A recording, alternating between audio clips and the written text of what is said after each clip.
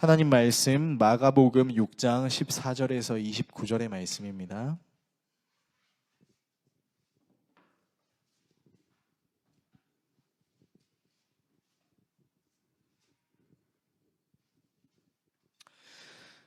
신약성경 63페이지 정도에 있는 마가복음 6장 14절에서 29절의 말씀을 한 절씩 교독하시고 마지막 절은 같이 읽도록 하겠습니다.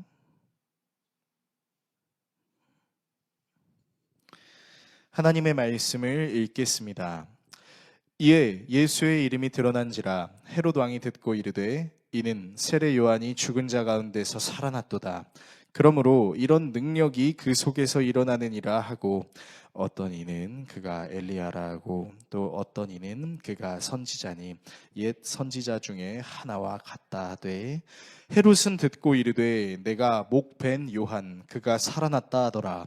전에 헤롯이 자기가 동생 빌립의 아내 헤로디아에게 장가 든 고로 이 여자를 위하여 사람을 보내어 요한을 잡아 옥에 가두었으니 이는 요한이 헤롯에게 말하되 동생의 아내를 취하는 것이 옳지 않다 하였음이라. 헤로디아가 요한을 원수로 여겨 죽이고자 하였으되 하지 못하는 것은 헤롯이 요한을 의롭고 거룩한 사람으로 알고 두려워하여 보호하며 또 그의 말을 들을 때 크게 번민을 하면서도 달갑게 들음이로라.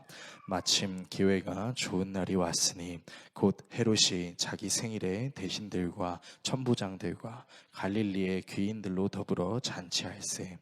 헤로디아의 딸이 친히 들어와 춤을 추어 헤롯과 그와 함께 앉은 자들을 기쁘게 한지라. 왕이 그 소녀에게 이르되 무엇이든지 내가 원하는 것을 내게 구하라 내가 주리라 하고 또 맹세하기를 무엇이든지 내가 내게 구하면 내 나라의 절반까지라도 주리라 하거늘. 그가 나가서 그 어머니에게 말하되 내가 무엇을 구하리이까? 그 어머니가 이르되 세례 요한의 머리를 구하라 하니 그가 곧 왕에게 급히 들어가 구하여 이르되 세례 요한의 머리를 소반에 얹어 곧 내게 주기를 원하옵나이다 하니 왕이 심히 근심하나 자기가 맹세한 것과 그 앉은 자들로 인하여 그를 거절할 수 없는지라. 왕이 곧 질병 하나를 보내어 요한의 머리를 가져오라 명하니 그 사람이 나가 옥에서 요한을 목베어 그 머리를 소반에 얹어다가 소녀에게 주니 소녀가 이것을 그 어머니에게 주니라. 같이 읽습니다. 요한의 제자들이 듣고 와서 시체를 가져다가 장사하니라. 아멘. 오늘 여러분과 함께 예수님의 일생 57번째 시간 하나님을 알아가는 중입니다 라는 주제로 하나님의 말씀 나누도록 하겠습니다. 혹시 여러분 더우신가요? 덥거나 좀 따뜻한 것 같으면 히터를 좀 꺼주셔도 괜찮을 것 같습니다. 네, 그리스도인들이 신앙생활을 하면서 가장 중요하게 여기는 것은 두말할 것 없이 믿음일 것입니다. 어떠한 상황 속에서도 하나님을 의지하고 싶고 성경에 등장하는 그 하나님의 권능을 내가 살아있는 모든 환경 속에서 느끼고 싶은 마음이 있기 때문이죠. 그래서 우리는 하나님을 더 알아가고 싶어서 성경을 열심히 읽기도 하고 내가 가진 신앙을 지키기 위해 기도의 시간을 확보하기도 하고 예배의 자리를 찾아가기도 합니다. 이렇게 열심히 신앙생활을 하는 사람들의 모습은 당연히 칭찬받아 마땅한 일입니다. 개인의 경건 훈련이 없이 더 나은 신앙생활을 갖지 못할 수 있기 때문이죠. 그러나 이런 개인적인 경건 훈련 내지는 공동체적인 경건 훈련이 지속되면 지속할수록 우리에게 나타날 수 있는 신기한 반응들이 있습니다. 이를테면 의심입니다. 내가 믿고 있는 이 하나님이 정말 살아계신 하나님이실까? 라는 생각이 드는 것이죠. 그리고 이런 의심을 떨쳐버리기 위해서 의심하고 믿지 않는 게 좋은 믿음이야 라고 생각해 보신 적도 있을 겁니다. 아마도 우리가 그렇게 생각할 수 있는 근거가 있다면 요한복음 말미에 등장하는 도마가 나는 부활하신 예수님을 내 눈으로 보고는 믿지 못하겠어 라고 얘기했을 때 예수님께서 도마에게 자신의 다친 자국들을 보여주시면서 너는 나를 보는 거로 믿느냐? 보지 않고 믿는 자들은 복되다 라는 그 말씀을 근거로 보지 않고 믿는 것이 진짜 믿음이지 라고 생각하는 사람들이 있을 수 있어요. 그러나 여러분 사실 그 본문은 의심하지 말라는 내용이 주가 아닙니다. 나중에 여러분과 도마 스토리를 다루면서 그 내용을 나눌 것이지만 여러분, 의심은 당연히 해야 합니다. 또 다른 신기한 반응이 있다면 바로 회의입니다. 내가 열심히 믿고 있는 이것이 아무것도 아니면 어떡하지? 라는 생각이 들기 시작하면서 그동안 내가 쌓아왔던 시간, 물질, 에너지, 그리고 그 모든 것들이 순식간에 허무하게 느껴지는 순간들 말입니다. 그래서 이 허무함을 급하게 순간적으로 느끼는 사람들의 특징이 있다면 정말 열심히 신앙생활 하다가 어느 날 갑자기 연락을 받지 않는 거예요. 열심히 지난주에도 분명히 봉사를 하셨던 그분이 갑자기 주일이 됐는데 모습을 보이지 않는 겁니다. 우리 더웨이 교회 성도 여러분께 간곡히 부탁드리겠습니다. 여러분, 제발 잠수 타지 마세요. 영상으로 예배하고 계신 성도님, 잠수 타지 마세요. 혹시 아쉬운 거나 혹은 말하고 싶은 것이 있다면 대화했으면 좋겠습니다. 제발 목사의 마음에 못을 박아서 잠수 타서 상처를 받게 만드는 그런 일은 안 만들어 주셨으면 좋겠습니다. 여러분, 회의감이 들 수 있어요. 그러나 그 회의감이 드는 것에 대해서 여러분, 우리는 잘못됐다라고 말할 수는 없습니다. 왜냐하면 사실은 지금까지 우리가 말한 모든 것들, 이 의심과 회의는요, 단순히 우리가 신앙생활하는 것에만 일어날 수 있는 일이 아니라 지금 여러분들이 당연하게 여기는 일들에도 일어날 수 있는 일이기 때문입니다. 그렇지 않습니까? 여러분이 하시는 사업이 내가 이 사업을 하라고 하나님께서 부르신 것 같았는데 그것이 잘 되지 않거나 힘들 때 우리는 의심할 수 있습니다. 회의할 수 있습니다. 여러분의 가정이 하나님께서 주신 가정이라고 믿고 살았는데 여러분의 가정이 여러분을 너무 힘들게 하면 의심할 수 있고 회의할 수 있습니다. 비단 가정과 직장뿐 아니라 여러분들이 살아있는 모든 환경 속에서 의심과 회의는 적어도 한 번 이상쯤은 하는 것이 인간다움이라고 말할 수 있는 내용이다라는 것이죠. 이외에도 여러 가지 것들을 질문할 수 있겠지만 여러분께 이런 질문을 좀 하고 싶습니다. 자, 의심, 회의 이런 것들을 무조건 나쁘다고만 얘기할 수 있을까요? 의심하는 거 나쁜 거야. 회의하는 거 나쁜 거야. 꼭 그렇게 우리가 생각해야 할까요? 이 의심이나 회의는 우리의 믿음을 성장하는 것을 방해하는 것들일까요? 정답부터 말씀드리자면 저는 아니라고 생각합니다. 아니, 성경은 분명히 우리에게 의심하고 회의하라고 이야기하고 있습니다. 우리의 믿음의 시작, 그리고 믿음의 성장 과정, 그리고 이후에 예수 그리스도께서 다시 오시는 그 재림의 순간까지요. 여러분, 제가 죄송한 말씀이지만 여러분의 신앙을 가지고 끊임없이 의심할 겁니다. 그리고 끊임없이 회의할 수도 있을 것입니다. 그것을 우리가 잘못 적용한다면 우리가 지금까지 쌓아왔던 모든 신앙이 모래성이 무너지는 것처럼 무너질 수 있겠지만 그것을 잘 적용하며 신앙생활을 한다면 여러분의 신앙은 하나님께서 칭찬하실 만한 신앙이 될 거라고 저는 믿습니다. 오늘 본문은 신앙의 형성 과정이 있었지만 결국 그 신앙이 쇠퇴해버리는 한 사람이 등장합니다. 바로 세례 요한의 목을 자른 헤롯 안티파스입니다. 이 사람은 당시 갈릴리와 베레아 지역을 다스리는 분봉왕이었어요. 그러니까 분봉왕이라는 말이 쉽게 말씀드리면은 한 나라를 다 지배하는 왕의 개념이 아니라 한 나라의 일정 지역을 다스리는 관리인이라고 생각하시면 되겠습니다. 그러니까 왕이지만 왕은 아닌 거죠. 이 사람이 세례 요한을 알게 되고 그 세례 요한을 두려워하기도 하지만 결국 이 세례 요한을 죽입니다. 그리고 자신이 죽인 세례 요한에 대해서 두려워하는 모습을 보여줍니다. 오늘 저는 여러분과 함께 이 헤롯에 대한 모습을 통해서 우리가 나누어야 할 신앙의 모습을 돌아보는 시간을 가지려고 합니다.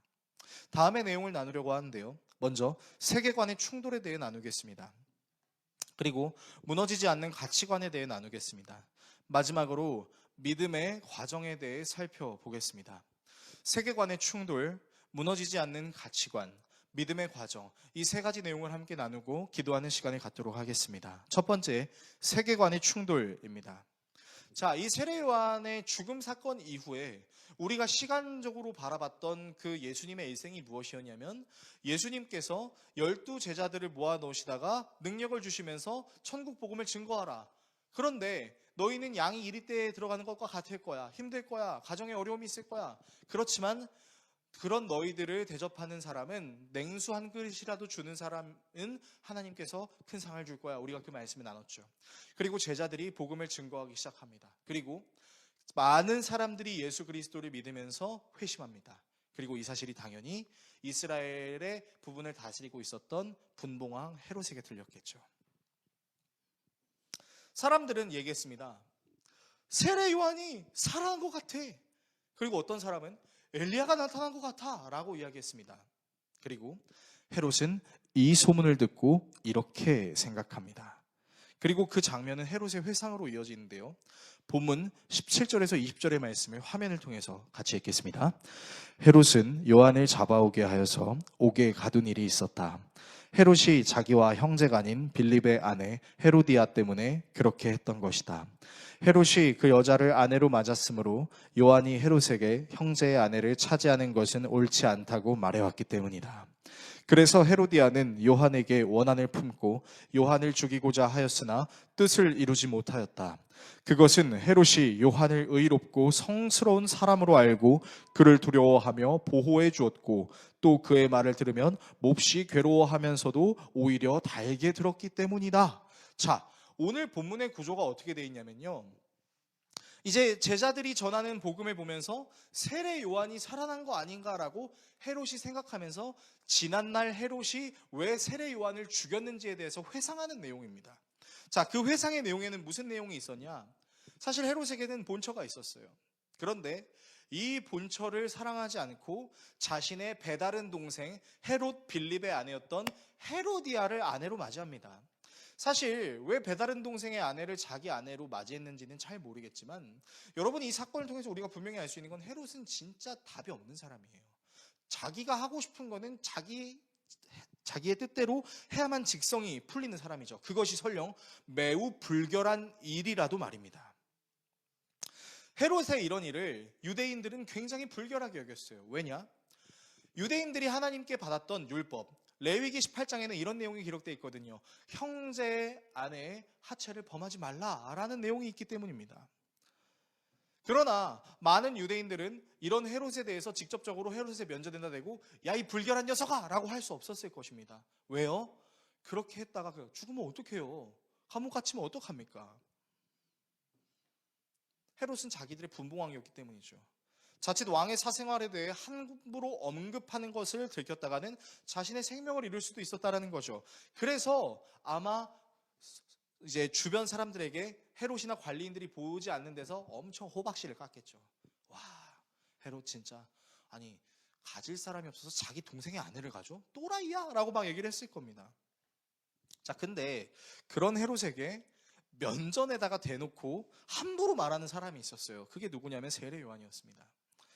그는 헤롯에게 가서 이렇게 얘기를 했습니다. 당신 동생의 아내를 아내로 취했다면서요? 그거 옳지 않습니다. 딱 얘기하는 거예요. 그의 행동 때문에 헤로디아가 굉장히 기분이 나빴죠. 아니 지까짓 게 뭔데 감히 우리 남편한테 잔소리를 해? 죽여버리고 싶다 라고 생각을 했지만 죽일 수 없었어요. 왜요? 오늘 말씀이 분명히 얘기하고 있죠. 뭐라고 얘기하고 있습니까? 헤롯이 요한을 의롭고 성스러운 사람으로 알고 그를 두려워하며 보호해 주었고 그의 말을 들으면 괴롭기도 하지만 달게도 여겨졌기 때문이다 라고 하기 때문입니다. 자, 헤롯의 입장을 한번 생각해 봅시다. 헤롯에게 세례 요한은요, 어떻게 보면 당신이 잘못했습니다 라고 세례 요한이 말한다면은 그냥 자기가 쓰다 버릴 수 있는 한단 종처럼 세례 요한을 죽일 수 있는 권능을 갖고 있었습니다. 그런데 왜 헤롯은 굳이 귀 기울이지 않아도 되는 피지배층의 사람의 말에 귀를 기울이는 것일까요? 왜 그랬을까요? 여러분, 이유는 간단합니다. 물론 하나님이 역사하셔서 그런 것이 맞지만 이것을 인간의 시선으로 바라봤을 때 우리는 이런 생각을 할 수 있습니다. 어떤 생각이냐면요, 헤롯의 입장에서 되게 놀라운 거예요. 어라라? 외벌 도포에 메뚜기랑 석청만 주구장창 먹어대면서 동굴에서 살다가 밖에 나와서 회개하라 라고 외치는 정말 비루하기 짝이 없는 그 인간이 지금 나한테 잘못했다고? 네가? 라는 생각이 드는 거죠. 근데 아마 헤롯에게는 이제 그런 궁금함이 있었을 겁니다. 도대체 이 인간이 죽음을 두려워하지 않고 나에게 이렇게 함부로 말할 수 있는 이유가 무엇일까? 도대체 이 사람이 겁도 없이 지금 나한테 이렇게 행동하는 이유가 뭐지? 라는 생각을 할 수 있는 거예요. 그렇지 않습니까? 여러분, 그냥 자기의 감정에 충실한 사람은요, 예를 들어서 세례요한 같은 사람이 자기한테 나타나서 잔소리를 하면은 기분만 나쁘죠. 어떻게든 보복하고 싶겠죠. 그러나 좀 더 지성인이고 좀 더 다차원으로 생각할 수 있는 사람은 이 사람이 나에게 이렇게 행동할 수 있는 이유가 무엇인지에 대해 생각합니다. 그리고 그런 세례 요한이 전하는 복음을 들어보니까요, 폐부를 찌르는 것 같은 아픔이 있기도 한데 굉장히 달게 느껴지는 겁니다. 우리나라 속담에도 입에 쓴 약이 몸에 좋다라는 말이 있는 것처럼 세례 요한의 말을 들을 땐 되게 아파요. 그런데 세례 요한이 전하는 그 복음을 들으면 그럴듯한 거예요. 그러면서 이 세례 요한이라는 존재가 진짜 하나님의 복음이라는 것이 무엇인지를 나에게 알려주는 것인가? 라는 생각을 헤롯이 했을 가능성이 높다는 것이죠. 즉 헤롯에게는 자신에게 함부로 행동해도 되는 것에 대해서 결코 당연하지 않다라고 항상 생각해 왔었는데, 그런 자신에게 함부로 행동하는 한 존재를 만나면서 이 사람이 가지고 있는 세계관이 무엇인지에 대해 궁금해하기 시작했다라는 겁니다. 그리고 이것은 또 다른 말로는 믿음의 시작이라고 할 수 있습니다. 무슨 말이냐? 여러분, 우리의 믿음은요, 모든 것이 하나님께로부터 왔다, 하나님이 우리의 주인이다라고 생각합니다. 그런데 이 세계관이 어떤 세계관에 충돌하냐면요, 내 삶의 주인은 나야 라고 생각하는 내 가치관과 충돌합니다. 여러분, 그래서요, 신앙을 시작할 때 전적인 성령의 은혜로 우리가 모든 것이 하나님의 것입니다라고 고백은 할 수 있겠지만, 고백을 한 이후에 우리의 삶을 살다 보면요, 여전히 씨름하는 우리들의 모습을 발견합니다. 어떤 씨름이요? 이 영역의 주인이 나였는데 이것을 하나님께 드려야 되나 말아야 되나 라는 고민과, 드렸는데 다시 갖고 싶은 나의 자아의 충동들이 일어나는 거예요. 여러분, 그래서 신앙생활을 잘하는 사람들의 특징은, 이거는 제 개인적인 생각이긴 하지만, 무조건 하나님이 말씀하신다고 따라가는 것이 아니라 하나님이 무언가를 말씀하셨을 때 그게 내 자아와 충돌하는 것을 느끼는 그런 감정과 생각이 여러분들에게 있다면 저는 여러분들에게 이렇게 말씀드리고 싶습니다. 잘 신앙생활하고 계신다고요. 맹목적으로 그냥 오케이, 맞아, 하나님 말씀 오케이, 따라야지, 이게 아니라 그 하나님의 말씀이 내가 주인인 영역과 충돌하면서 세계관이 부딪힘을 느끼고 그것을 내 힘으로 해결할 수 없다는 것을 인정하며 하나님 앞에 맡겨드리고 십자가에 나의 자아를 못 박는 것, 여러분, 이것이 우리가 신앙생활을 잘하고 있다라는 반증이 될 수 있다는 것입니다. 그러므로 여러분께 권면합니다. 여러분, 제가 신앙생활을 수년을 해왔는데, 수십 년을 해왔는데 여전히 똑같은 문제 때문에 제가 넘어지고 있어요. 똑같은 문제 때문에 기도하고 있어요. 저 정말 한심하죠? 라고 하나님께 기도하지 않으셨으면 좋겠습니다. 하나님, 이 끊임없는 싸움에서, 이 세계관의 충돌에서 저는 승리하고 싶습니다라고 고백할 수 있는 저와 여러분이 되기를 축복합니다. 두 번째입니다. 무너지지 않는 가치관입니다. 헤롯은 자신의 세계관을 뒤흔들 수 있는 이 요한의 말을 달게 받기도 하고 쓰게 받기도 했습니다. 그래서 결국 세례 요한의 말을 잘 듣고 회심하면 얼마나 좋았으련만, 결국 헤롯은 세례 요한의 목을 잘라버리고 맙니다. 그런데 이 세례 요한을 죽이게 된 사건이 사실 굉장히 어이없고 황당합니다. 헤롯은 자기의 생일을 맞이하여 천부장들과 고관들과 갈릴리 요인들을 불러 잔치를 엽니다. 그리고 이 잔치에서 헤로디아의 딸이 춤을 춰요. 본문에는 등장하지 않지만 유대 역사가의 저술에 따르면 이 딸의 이름은 살로메입니다. 근데 이 살로메가 어떤 옷을 입고 있었냐? 굉장히 야한 옷을 입고 있었습니다. 굉장히 야한 옷을 입고 굉장히 야시시하게 춤을 추고 있었던 것이죠. 그리고 그 춤을 추는 모습에 많은 남성들이 심지어 헤롯을 포함해서 하고 봤다라는 겁니다. 그녀의 춤에 많은 사람들이 황홀경에 이르게 되고 헤롯은 오바하기 시작합니다. 어떤 오바를 하냐면요, 네가 하고 원하는 모든 소원을 들어줄게라고 하면서 뒤에 무슨 말을 덧붙이냐면 나라의 절반도 주겠대요. 여러분, 근데 좀 웃기지 않습니까? 헤롯이 이스라엘을 다 다스리고 있었나요? 아니에요. 여러분, 헤롯은 분봉왕이었어요. 그냥 갈릴리와 베레아 지역을 다스리는 일개 관리인에 불과했습니다. 근데 기분이 좋으니까 어떻게 해요? 내 나라의 반을 줄게. 여러분, 남자의 허세가 이렇게 무섭습니다. 여러분, 허세에 속지 마시기를 바라겠습니다. 어쨌든 이렇게 허세를 부렸는데 이 말을 들은 살로메가 이제 얘기하는 겁니다. 자신의 어머니 헤로디아에게 엄마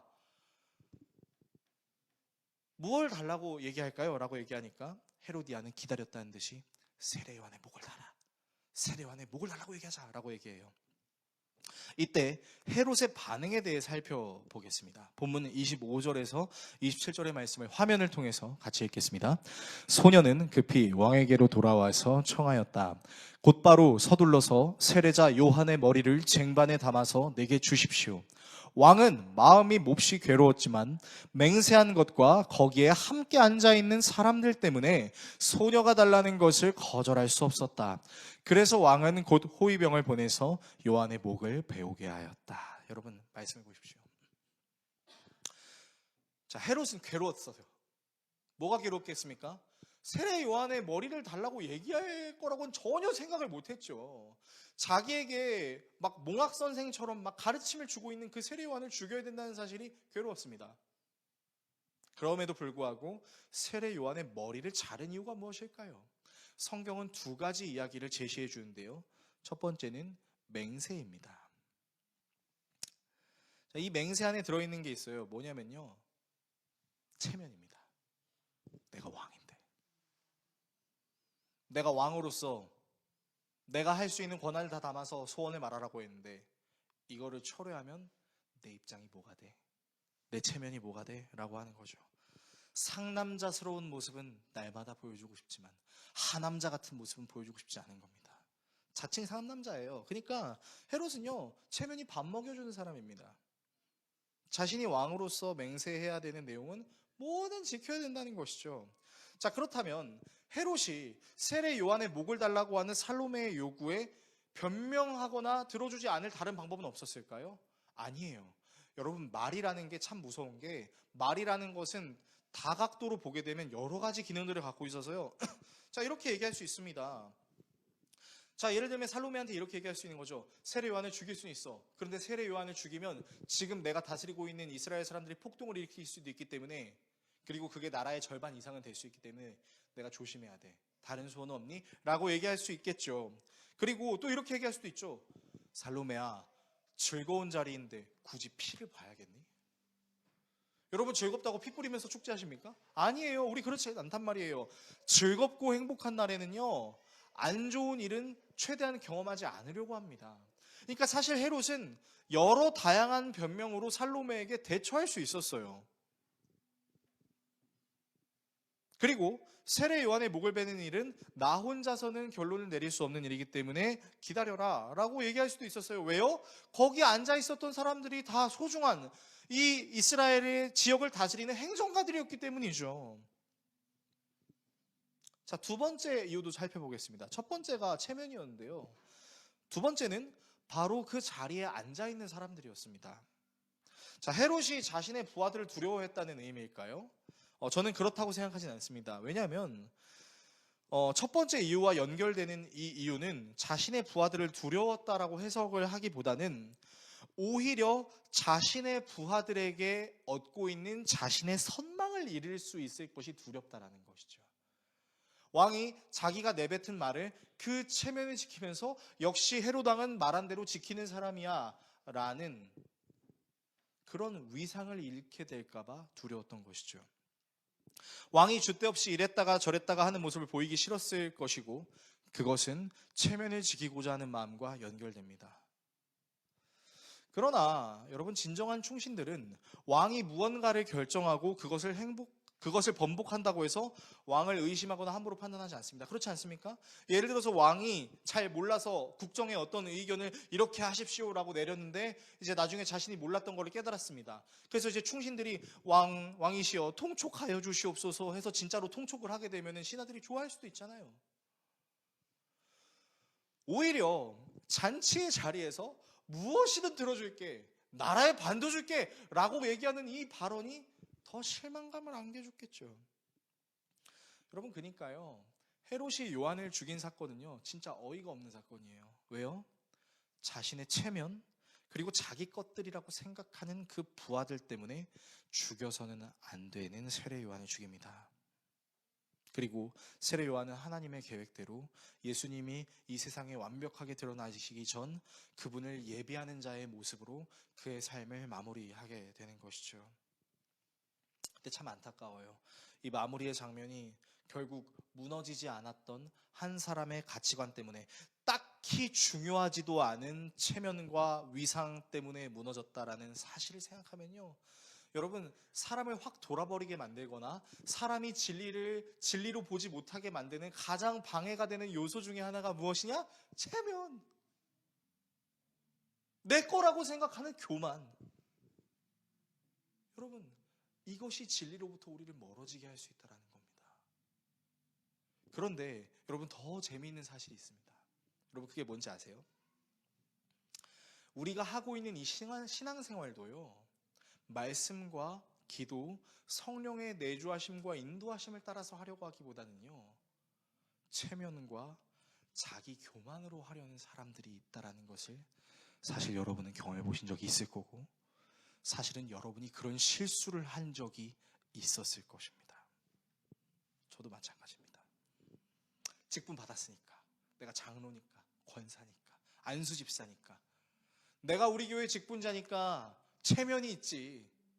하나님의 사랑에서 하나님을 더 알고 싶어서, 하나님을 위해서가 아닌 내가 이 교회에서 이 자리에 했으니 이 자리에 걸맞는 내가 되기 위해 나의 체면을 엉클어지지 않기 위해서 나는 그렇게 행동해야 되지 않아? 라고 생각하는 사람들이 있어요.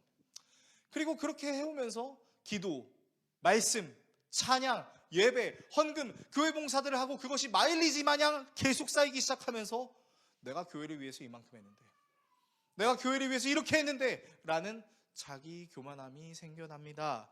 그리고 그 교만함을 누가 건드리면 그게 목회자라 하더라도, 심지어 하나님이라고 하더라도 발끈해버리는 게 사람의 연약함이 될 수 있다는 것이죠. 입으로는 하나님의 은혜입니다 라고 얘기하면서 사실은 그것을 하나님의 은혜라고 인정하지 않는 것이죠. 저는 더웨이 교회로 하나님의 부르심을 받아 오게 되면서 이 더웨이 교회를 이제 목회할 준비를 하면서 제 안에 정말 뿌리 깊게 내리고 있었던 한 가지 생각이 있었는데, 그게 뭐냐면요, 저는 제가 진짜 잘난 사람인 줄 알았습니다. 네, 웃지 마세요. 저는 제가 진짜 잘난 사람인 줄 알았어요. 이전 교회에서 스타팅 멤버로 부름을 받아서 교육전도사부터 부목사까지 사역을 하면서 정말 많은 사역들을 맡았습니다. 찬양팀을 만들고요, 그리고 청년부를 만들고 행사틀과 행정틀, 교회의 전통들을 만들어내기 시작하고, 그리고 교구도 만들면서 나름 제 공로를 치하해 주시고 인정해 주시는 수많은 성도님들이 계셨습니다. 그래서 저는 그곳에서도 매우 어린 나이임에도 불구하고 저의 아버지뻘, 어머니뻘 내지는 할머니뻘, 할아버지뻘 되시는 어르신들께서 저에게 머리를 숙여주셨어요. 저를 깍듯하게 대접해 주셨습니다. 제가 교육전도사라고 무시하지 않았고, 제가 강도사 인허를 받았다고 그제서야 잘해주시는 것이 아니라 늘 잘해주셨고, 제가 목사가 된 이후에는 더욱 저를 위해 기도해 주셨습니다. 그런데 저한테 이상한 마음이 생기는 거예요. 목사 됐다고, 사역에 짬 생겼다고, 어떤 저의 경력이 쌓이기 시작했다고 저에게 무슨 생각이 들기 시작했냐면, 성도들이 제 설교에 아멘 해주시는 것에 대해서 당연하지, 좀 더 크게 해보세요 라고 말은 못하고 마음속으로 외치는 저의 교만함이 있었습니다. 그래서 여러분, 되게 웃기는 게, 제가 설교할 때 이렇게 하는 거예요. 성도들의 아멘을 이끌어내기 위해서 축원합니다, 그냥 이렇게 하면 되거든요. 하시기를 예수님의 이름으로 축원합니다, 이렇게 하는 겁니다. 뭐예요? 아멘 하라는 얘기잖아요. 그리고 아멘 하면은 보이지 않는 어깨뽕이 확확 차오르는 이제 저의 모습이 있는 거죠. 그리고 목사가 되었다고 해서 이제 우리 교단에서는 이제 목사부터 이제 축도권을 가지니까 축도를 하잖아요. 제가 무슨 생각을 했는지 아십니까? 목사 한 수를 받게 되니까 어떻게 축도하지? 손가락을 벌릴까? 붙일까? 이렇게 할까? 이렇게 할까? 굽힐까? 펼까? 별 생각을 다 했어요. 그리고 담임 목사님이 축도하라는 기회를 주실 것을 말씀해 주시지도 않았는데, 제가 김치국 먹는 시점으로, 자 이제 목사 한 수 받았으니까 대예배 때 목사님이 축도 한번 하라고 하겠지. 자 그때 어떻게 할까? 팔을 이렇게 될까? 아니면 이렇게 될까? 제가 이런 생각을 했다니까요. 그리고 정말 그 담임 목사님, 그때 담임 목사님께서 목사 안수 받고 나서 저한테 이제 축도하라는 기회를 주셨어요. 그래서 제가 정말 멋있게 축도를 했습니다.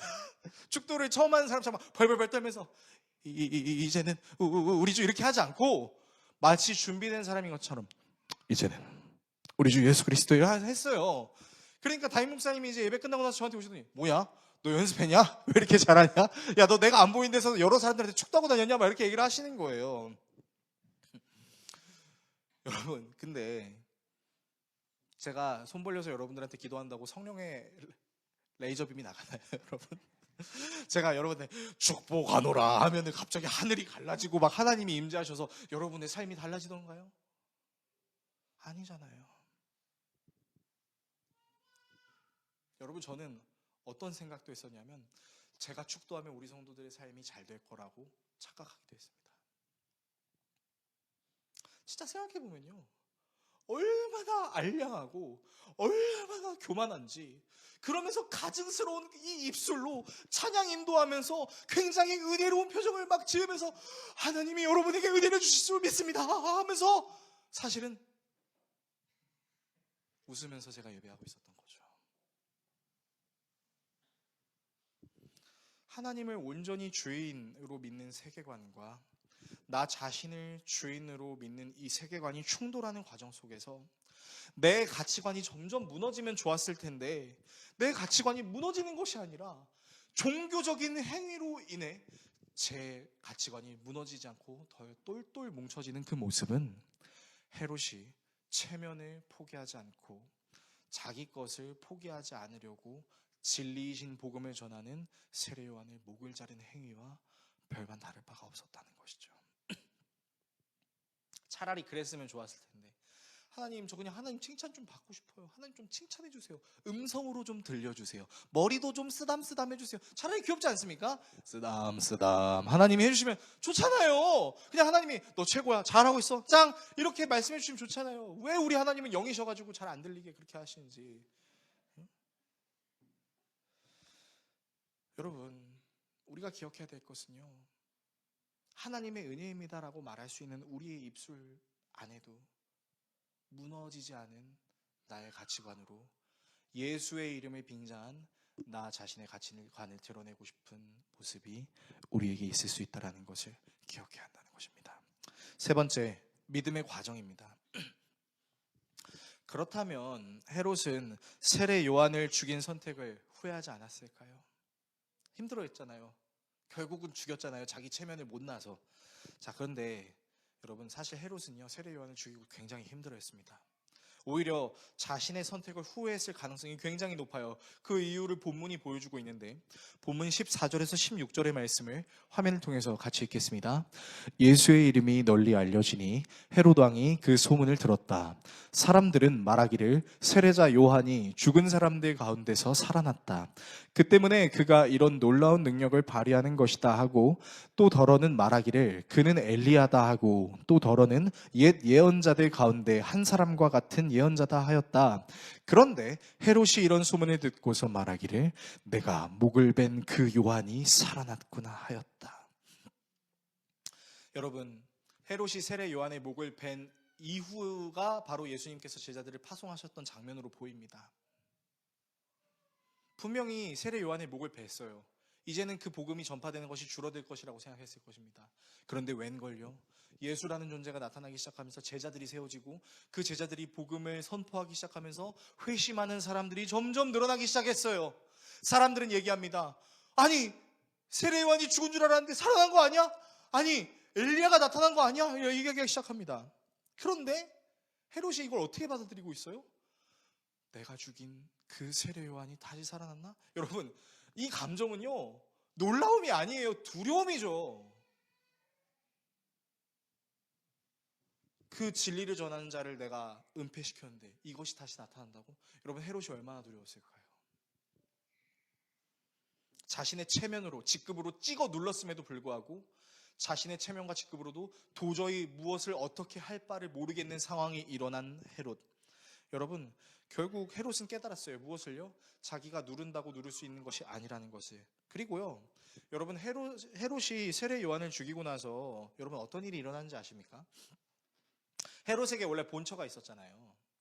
근데 그 본처의 아버지가 아라비아 왕 아레타스라는 사람인데, 자기 딸이 이제 쫓겨났을 거 아닙니까? 얼마나 화가 났겠어요. 이놈 자식이 해가지고 헤롯이랑 전쟁을 일으킵니다.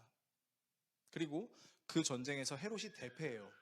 그리고 그 헤롯이 로마의 왕 카이사에게 가가지고 결국엔 유배당합니다. 헤로디아랑 같이. 결국 하나님의 말씀을 따르던 세례 요한이 죽었으니 벌을 받았다라는 말을 성경이 하고 싶은 것일까요? 물론 결과론적으로는 우리는 그렇게 생각할 수 있겠지만, 저는 헤롯 스토리를 묵상하면서 그런 생각이 들었어요. 어쩌면 우리의 신앙생활이라는 것은 헤롯이 마주했던 세계관과 세계관의 충돌, 그리고 그 충돌 속에서 내 가치관이 무너지느냐 무너지지 않느냐의 연속은 아닐까라는 생각 말입니다. 여러분, 우리가 신앙생활을 하면서요, 우리는 정말 하나님이 살아계신 것 같은 느낌을 받는 적이 있습니다. 실제로 불가능한 일을 가능하게 하시는 하나님, 정말 내 생각으로는 일이 이루어질 수 없을 것 같은데 라고 생각했는데, 하나님께서 뚝딱 하고 완전히 그 일을 만드셔서 와, 진짜 이 일은 하나님께서 하신 거라고 밖에는 내가 말을 못하겠어 라고 말하는 상황을 마주하기도 하고요. 또 어떤 상황에서는 너무 힘들고 너무 어려워서 아니, 진짜 하나님이 살아계신 건 맞아? 라는 생각을 맞이할 때가 있습니다. 헤롯이 세례 요한을 두려워했으나 자신의 체면과 직분을 무너뜨리지 않았던 것처럼, 우리의 체면과 직분이 무너지는 때도 있지만 오히려 무너지지 않고 견고하게 서는 순간도 우리가 신앙생활을 하면서 마주한다는 것이죠. 자, 그러면 잘 되는 상황만이 아니라 어려운 상황을 맞이했을 때 그 어려운 상황을 맞이하는 이유가 우리의 믿음이 부족해서일까요? 성경을 덜 읽어서, 기도를 덜 해서, 봉사활동을 하지 않아서, 헌금하지 않아서, 공예배 성수하지 않아서라고 얘기할 수 있을까요? 물론 우리의 신앙은 그런 형태로 표현이 될 수 있기 때문에 어느 정도는 그럴 수 있다라고 얘기는 할 수 있겠습니다. 그러나 여러분께 한번 질문해 보겠습니다. 최소 수년을 진심을 다해 신앙생활을 할 수 있다라고 말할 수 있는 여러분께, 살면서 단 한 번도 여러분은 하나님이 정말로 살아계신가에 대한 의구심과 회의를 해보신 적이 없으신가요?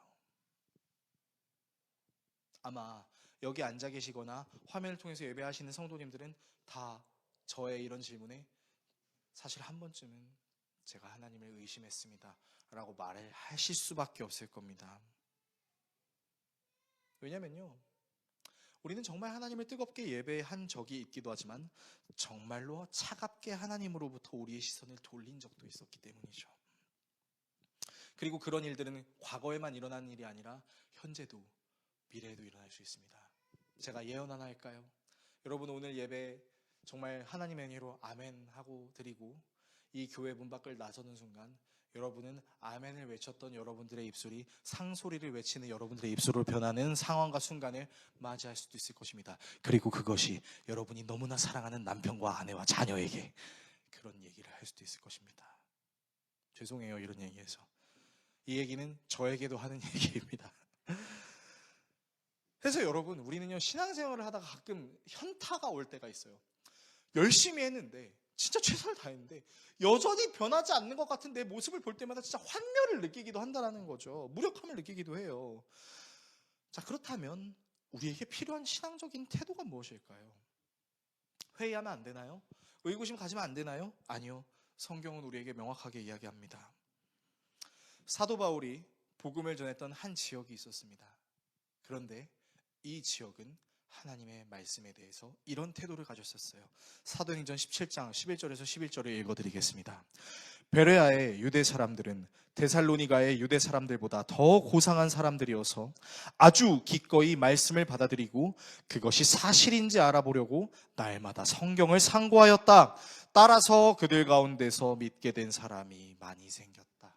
여러분, 성경이 대놓고 얘기합니다. 의심해봐라. 생각해봐라. 그 말씀이 정말로 그러한지를, 그 말씀이 정말로 살아서 너의 삶에 그렇게 역사하신지를 돌이켜봐라. 여러분, 성경이 분명하게 얘기하고 있다고요. 여러분, 성경은 우리에게 아무것도 묻지 마, 질문하지 마, 의심하지 마, 그건 약한 믿음이야 라고 말한 적이 없었어요. 그리고 너무나 놀라운 사실은 의심하고 회의하며 성경을 깊게 본 그 사람들의 신앙이 결국 어떻게 됐다고요? 더 자라났다고요.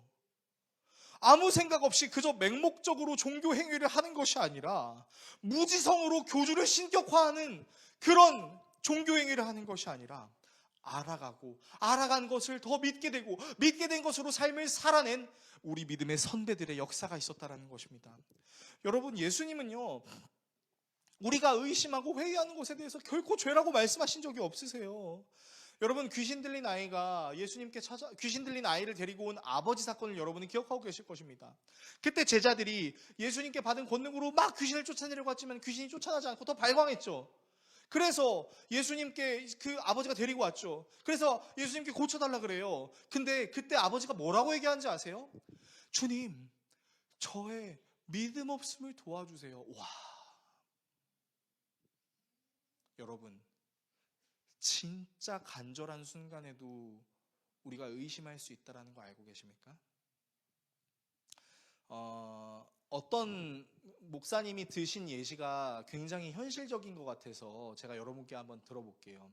자, 여러분이 산을 걷다가 실수로 낭떠러지에 떨어졌습니다. 그래서 떨어지고 있는 중이에요. 근데 저 밑에 나뭇가지가 보입니다.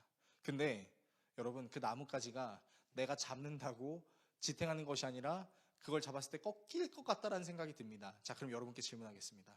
안 잡을 거예요? 잡을 거잖아요. 여러분, 떨어지는데 그동안 잘 살았다, 이제 세상을 떠날 때가 됐나 보다 하고 나뭇가지도 안 잡고 그냥 죽으실 거예요? 아니에요.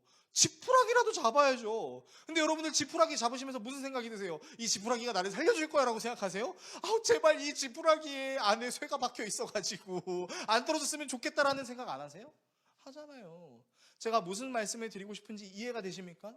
여러분, 우리는 간절한 순간에도요, 정말 될까? 라고 생각할 수 있다고요. 정말 될까? 예수님은 그것을 야, 이 믿음 없는 놈아라고 하시지 않았다고요. 오히려 이 아버지가 대단한 건 도와달라 그랬어요. 마음속에 얼마나 갈등이 있었겠습니까? 진짜 이 예수께 내 아이를 데려오면 이 아이에 있는 그 귀신을 정말로 쫓아낼 수 있을까? 진짜 그럴까? 아, 믿고 싶어. 아, 근데 안 되면 어떡하지? 이런 마음이 얼마나 있었겠어요. 도마가 보지 못했다고 해서 예수님께서 그 믿음을 책망하셨다면, 만약에, 그러면 예수님께서 굳이 그걸 왜 보여주셨겠어요? 우리 예수님 진짜 소 스윗하세요. 진짜 저 같았으면, 제가 예수님이었으면, 야 임마, 내가 오병이요, 내가 죽은 자 살린 거 봤어 안 봤어? 보여달라고? 일로 와, 회초리 딱대, 이렇게 전 얘기했을 텐데, 우리 예수님은 친절하게 보여주셨어요. 여러분, 우리의 믿음의 세계관은요, 하나님께서 순식간에 바꿔주시는 은혜로도 임하실 수 있지만요, 우리는 점차적으로 바뀌게 되는 신앙생활을 해야만 할 것입니다. 하나씩 내려놓고 하나씩 바꿔놓고, 또 그것을 가능하게 하는 것이 나의 힘에 달려있는 게 아니라 나를 위해 십자가에 죽으시고 부활하신 그 예수 그리스도를 믿는 믿음, 내가 믿음이 없어도 나의 믿음 없음을 도와주세요 라고 말할 때 그 말을 들어주시는 그 예수의 은혜로 우리의 믿음은 장성한 그리스도의 분량에 이르게 될 수 있게 될 것이고, 결국 우리의 세계관은 하나님이 온전히 내 삶의 주인인 세계관으로 바뀌게 된다는 것입니다. 그러므로 여러분, 이 미련 팔푼이 멍청이 똑같은 기도 제목 언제까지 기도할래? 라고 하기보다는, 이런 나의 연약함도 사랑하시기 위하여 자기의 목숨을 다르셨던, 모든 것을 내려놓으셨던 그 하나님을 믿는 믿음으로 그 하나님께 제가 저 자신을 주님께 드리고 싶습니다 라고 말할 수 있는 여러분들이 되셨으면 좋겠어요. 설교를 정리하겠습니다. 사랑하는 성도 여러분, 우리가 하나님에 대해 생각하고 때로는 의심을 갖기도 하고 허무한 생각을 하는 모든 과정은요, 하나님으로부터 멀어지는 게 아니라 사실 하나님을 더 잘 믿게 되는 과정이 될 수 있습니다. 그리고 이 과정을 우리는 적극적으로 매달려야 할 거예요. 특별히 제 아버지, 어머니 세대 성도님들께 질문하겠습니다. 여러분, 저처럼 젊은 시절에 신앙생활할 때 교회에서 드럼 치면 어떻게 됐어요? 사단의 마귀를 하는 사람이라고 예거름 받았겠죠. 이 단 위에 신발 신고 올라가면 어떻게 됐습니까? 네. 자, 근데 드럼 다치잖아요. 단 위에 올라가잖아요. 왜요? 알았으니까. 그냥 문자적으로만 실천했던 것의 참된 의미가 무엇인지를 알게 되었으니까. 저는 이 말로 과거의 선배 목사님들의 사역이 잘못됐다라고 치부하고 싶은 게 아닙니다. 우리는 계속해서 더 알아가고 있다는 거예요. 그래서 여러분, 우리의 신앙은 개혁이 되어야 됩니다. 내가 알고 있는 지식에서 머무르는 고인 신앙이 아니라 계속해서 흐르는 강물과 같은 계속해서 개혁되어져야 되는 그런 신앙으로 나아가야 되는 거죠. 그리고 그런 신앙의 과정을 통해서 우리는 이렇게 얘기할 수 있을 것 같아요. 어떻게 해요? 내가 이전보다 주님을 더 잘 믿어요? 물론 그렇게도 얘기할 수 있겠지만 저는 우리 성도들이 이렇게 하나님과 사람 앞에 얘기할 수 있었으면 좋겠습니다. 따라해 주시겠습니까? 하나님을 더 알아가는 중입니다. 여러분, 우리의 신앙이 이런 신앙이 됐으면 좋겠습니다. 여러분, 일평생 왼수지간으로 살았던 내 남편과 아내도 모르겠는데 우리가 일평생을 살면서 하나님을 얼마나 다 알 수 있을까요? 우리가 이 땅을 살아가며 우리에게 주어진 뇌도 20%를 못 쓰며 살아간다고 하는데 우리가 그동안 경험한 하나님이 하나님의 몇 %일까요? 여러분, 우리는요 계속해서 하나님을 알아가는 과정 속에 있습니다. 모르겠습니까? 회의가 되십니까? 허무함이 듭니까? 함께 나눕시다. 함께 기도해 줍시다. 집사님, 왜 그런 생각을 하고 있어? 라고 얘기할 것이 아니라 맞아, 집사님, 그렇게 생각할 수 있지. 성도님, 교회를 그렇게 다니는데도 아직도 몰라요? 그렇게 얘기하는 것이 아니라 성도님, 그런 질문을 할 수 있습니다. 그럴 수 있습니다. 같이 기도합시다. 같이 하나님께 나아갑시다. 이렇게 행동합시다. 그리고 이것을 가능하게 하시는 예수 그리스도께로 나아가는 우리 모든 성도들이 될 수 있기를 예수 그리스도의 이름으로 축원합니다. 기도하겠습니다.